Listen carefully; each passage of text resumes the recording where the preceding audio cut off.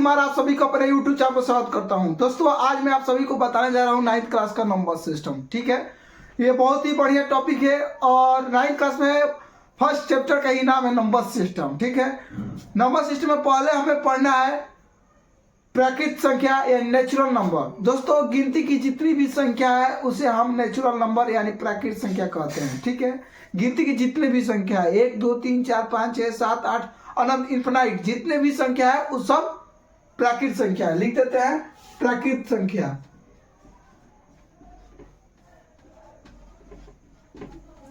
Natural English लिख देते हैं दोस्तों, नेचुरल नंबर।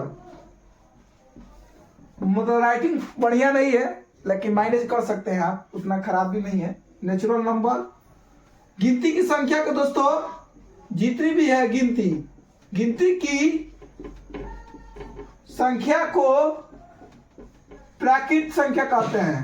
क्या कहते हैं? प्राकृतिक संख्या, शॉर्ट में लिख रहे हैं कहते हैं। ये दोस्तों हमें 9th में पढ़ना है। ठीक है, इसके आगे जैसे जैसे पढ़ेंगे डीपली जाते जाएंगे। यानी एंड फॉर एग्जाम्पल जैसे 1 2 3 4 डॉट डॉट डॉट इन्फिनाइट। दोस्तों गिनती 1 से स्टार्ट होती है, तो यानी गिनती की जितनी भी संख्या है उसे हम प्राकृतिक संख्या कहते हैं। समझ में आ रहा है? ये 1 नंबर है। ठीक है, 2 नंबर दोस्तों होता है पूर्ण संख्या। पूर्ण संख्या यानी होल नंबर। ठीक है, होल नंबर्स। दोस्तों अगर हम गिनती की संख्या में शून्य को शामिल कर ले, अगर हम गिनती की संख्या में शून्य को शामिल कर ले तो संख्या पूर्ण संख्या बनती है। ठीक है, यानी शून्य और गिनती की संख्या को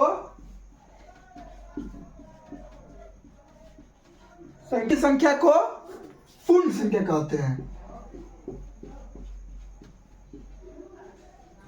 कहते हैं। एक चीज आप लोगों को क्वेश्चंस आ रहा है यहाँ पे, मैं बता रहा हूं। ठीक है, क्वेश्चन यह आ रहा है कि क्या प्रत्येक प्राकृतिक संख्या यानी प्रत्येक नेचुरल नंबर पूर्ण संख्या यानी होल नंबर हो सकता है? तो एकदम कहेंगे हाँ जी, प्रत्येक प्राकृतिक संख्या पूर्ण संख्या हो सकता है। लेकिन दोस्तों प्रत्येक पूर्ण संख्या प्राकृतिक संख्या नहीं हो सकता है, क्योंकि इसके एग्जांपल में 0 1 2 3 डॉट डॉट इन्फिनाइट आता है। ठीक है, हम देखेंगे कि 1 इसमें भी है, इसमें भी है, 2 इसमें भी है, इसमें भी है, 3 4 इन्फिनाइट इसमें भी है, इसमें भी है, लेकिन 0 इसमें है और इसमें नहीं है। यानी प्रत्येक प्राकृतिक संख्या पूर्ण संख्या हो सकता है, लेकिन प्रत्येक पूर्ण संख्या प्राकृतिक संख्या नहीं हो सकता है। समझ में आ रहा है ना? इसमें से सब पूर्ण संख्या हो सकता है लेकिन पूर्ण संख्या प्राकृतिक संख्या नहीं होता है। समझ में आ रहा है? अच्छा करता हूं कि समझ में आ रहा है। ठीक है, उसके बाद आता है दोस्तों भाज्य संख्या और अभाज्य संख्या। ये भी मैं बता रहा हूं, इसको मिटा कर।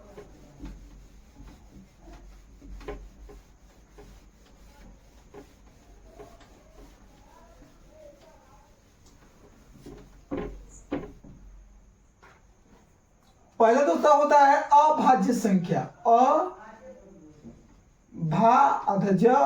अभाज्य संख्या। प्राइम नंबर क्या होता है? Prime number.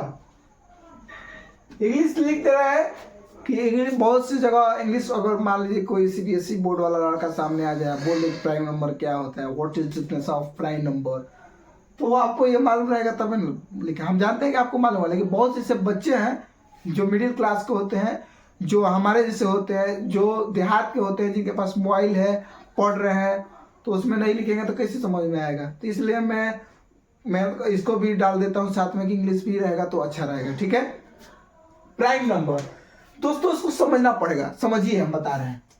जैसे कि ये आपका होगा 3 नंबर। जैसे कि दोस्तों 2 3 5 7 9 नहीं 11। ठीक है, वैसी संख्या जो एक यानी 1 नंबर और स्वयं के अलावा किसी अन्य संख्या से न कटे। जैसे 2 1 से भी कट रहा है उसके बाद सॉरी, उसके बाद 2 खुद 2 से भी कट रहा है, ये और कोई सी संख्या से कट रहा है 2 तो नहीं कट रहा है, तो ये होगा आपका अभाज्य संख्या। 3 1 से कट रहा है, 3 से कट रहा है, और कौन संख्या से नहीं कट रहा है। 5 1 से कट रहा है, 5 से कट रहा है, और कौन संख्या से नहीं कट रहा है। लेकिन 4 अगर लेंगे दोस्तों हम, 4 1 से भी कटेगा, 2 से भी कटेगा और 4 से भी कटेगा। मतलब कहने का मतलब है कि वैसी संख्या जिसका अभाज्य गुणनखंड कम से अधिकतम 2 हो, इससे बेसी ना हो, मैक्सिमम 2 हो, ठीक है। यानी इसको लिखेंगे अगर शब्दों में हम तो लिख सकते हैं कि वैसी संख्या, सॉरी खांसी हो रहा है वैसी संख्या जो एक और स्वयं के अलावा किसी अन्य संख्या से विभाजित न हो तो वो पूरी संख्या, तो वह संख्या अभाज्य संख्या कहलाती है। वैसी संख्या जो, सॉरी संख्या लिखना भूल गए, संख्या जो एक और स्वयं के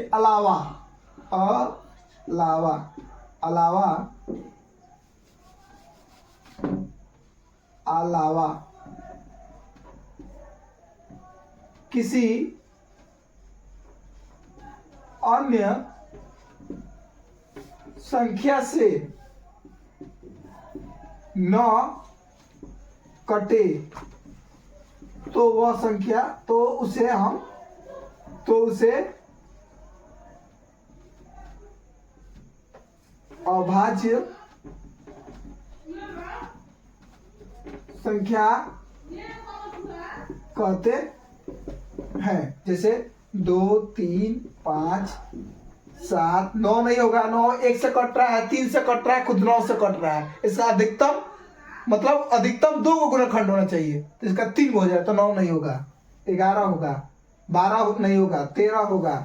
तो मान लीजिए याद रहेगा कि मान लीजिए कोई ने आपसे पूछ दिया कि 15 क्या अभाज्य संख्या है, क्वेश्चन में आता है 9th क्लास का पेपर उठा के देखिएगा कि भाज्य संख्या है, तो आप जानते रहिए तब ना बताइएगा। बहुत से टीचर जो होते हैं स्किप कर देते हैं, छोड़ो आगे पढ़ाते हैं, खाली क्वेश्चन बनाते हैं। तो ये चीज होना चाहिए, ठीक है। वैसी संख्या जो एक और स्वयं के अलावा किसी अन्य संख्या से विभाजित ना हो तो उसे हम अभाज्य संख्या कहते हैं। उसके बाद दोस्तों होता है भाज्य संख्या, ठीक इसका अपोजिट, सीधा उल्टा। भाज्य संख्या 4 नंबर, भाज्य संख्या कंपोजिट नंबर, कंपोजिट नंबर। वैसी संख्या जो एक और स्वयं के अलावा किसी अन्य संख्या से विभाजित हो तो उसे हम भाज्य संख्या कहते हैं। किसी अन्य संख्या से भी विभाजित हो, मतलब इसकी मिनिमम 2 से अधिक, मतलब कहने का मतलब है कि वैसी संख्या जो एक और स्वयं के अलावा कोनो और भी संख्या से कट जाए, मतलब कहने का मतलब है हम 2 देते से गाँव को आके दे दिलस, 3 गो हो गई, 4 गो हो गई, तो वो सब का हुई भाज्य हुई, ठीक बा। जैसे कि सबसे छोटी भाज्य संख्या आता है क्वेश्चन कि सबसे छोटी भाज्य संख्या क्या होती है, तो आप जानेंगे तबे ना बताएंगे।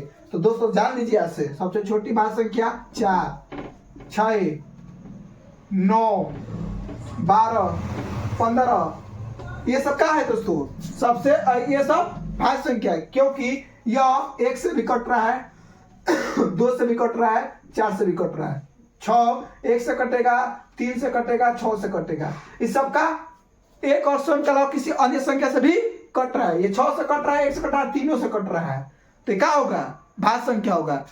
एक क्वेश्चन आता है, कान खोल कर सुन लीजिए कि सबसे छोटी भाज्य संख्या क्या होती है, सबसे छोटी भाज्य संख्या क्या होती है। तो सबसे छोटी अभाज्य संख्या दोस्तों 2 होती है और सबसे छोटी भाज्य संख्या 4 होती है। समझ में आ रहा है? आगे बढ़ते हैं। उसके बाद 2 चीज और बता रहे हैं आपको। एक नंबर आप जानिए निगेटिव क्या होता है, एक पॉजिटिव क्या होता है। दोस्तों पॉजिटिव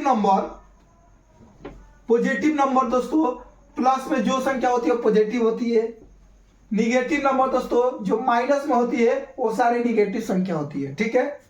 अब एक संख्या आता है पूर्ण संख्या, पूर्णांक संख्या, ठीक है। इसमें कहेंगे दोस्तों हम पूर्णांक संख्या का इंटीजर नंबर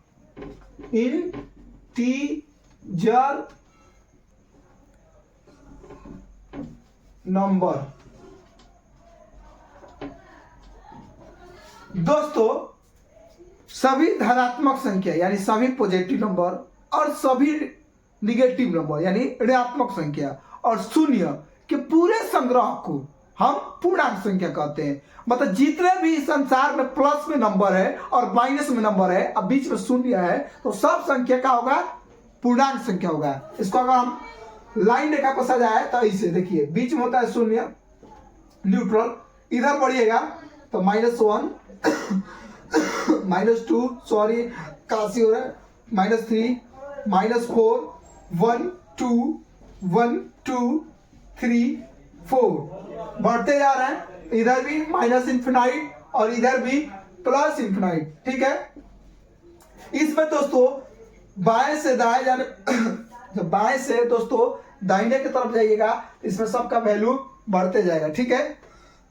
देखिए -4 से बड़ा है -3, -3 से बड़ा है -2, -2 से बड़ा है -1, -1 से बड़ा है 0 और 0 से बड़ा है 1, 1 से बड़ा है 2। मतलब दाहिने से बाएं से दाहिने जाने पर संख्या हमारी बढ़ती है, ठीक है। तो क्वेश्चन भी ऐसे भी आता है कि नंबर सिस्टम में क्या बाएं से दाएं जाने पर बढ़ता है कि घटता है। तो जान लीजिए बाएं से दाएं जाने पर बढ़ता है, यानी पूरी संख्या को हम क्या कहेंगे, पूर्णांक संख्या कहेंगे। अगला जो नंबर है वो मैं अगले वीडियो में डालूंगा, ठीक है। आशा करता हूं कि आपको यह इतना तक समझ में आया होगा। अगर समझ में आया है तो इसे लाइक सब्सक्राइब शेयर जरूर कीजिए। धन्यवाद, मिलते हैं नेक्स्ट वीडियो के।